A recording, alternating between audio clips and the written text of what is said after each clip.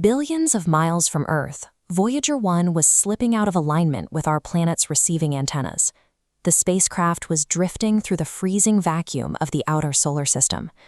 Back at Mission Control, incoming telemetry screens suddenly flagged an emergency. A critical internal system had failed to start on command, and the logs showed its motor currents spiking dangerously high. A physical gear assembly had seized, billions of miles from Earth. The hardware was paralyzed, separated from any human capable of unjamming it by the sheer expanse of deep space. Without this specific hardware acting as a temporary storage buffer, the mission was practically over. Voyager would be unable to hold on to its plasma readings or imaging sequences until it realigned with Earth, blinding the probe and deleting humanity's only close-up records of the outer planets. The system that had frozen solid was an electromechanical magnetic tape recorder. Long before the era of digital solid-state drives, Voyager relied on a literal reel of moving magnetic film. To put the baseline technology of that era into perspective, these heavy iron tape drives were standard equipment for 1960s IBM mainframes. Engineers miniaturized that same mechanical architecture and strapped it to a deep space probe. Its operational purpose was entirely physical, spooling tape to record raw analog telemetry like magnetometer sweeps and camera exposures, holding that data securely while the spacecraft turned its main antenna away from Earth to perform maneuvers.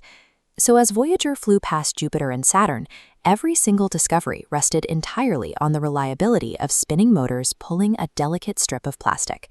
The architecture relies on a precise capstan motor to pull magnetic tape at a constant speed. A head assembly writes analog signals directly onto the surface. A central controller executes fault protection logic, continuously monitoring physical tension and head alignment to prevent tangles. The architecture was a rigid, uncompromising mechanical design. While the electronic logic was robust, the reliance on moving physical parts introduced points of friction. In the freezing, zero-gravity vacuum of space, those physical components were highly susceptible to wear and decay. Far beyond the asteroid belt, the spacecraft experienced a severe cold soak. The ambient temperatures dropped so low that the specialized mechanical lubricants on the drive's bearings began to evaporate and freeze. This created a physical condition known as motor stiction. The internal components essentially seized together, generating heavy mechanical resistance that prevented the capstan motor from spinning up. This chart shows the exact engineering conflict.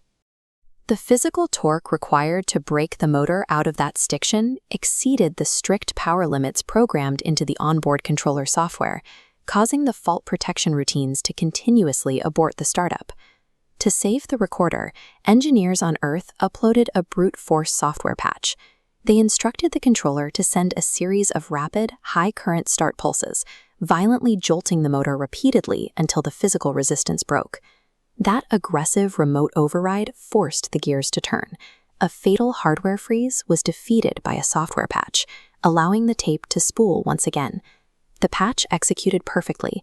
The capstan motor broke free from its stiction, and the mechanical drive survived the immediate threat.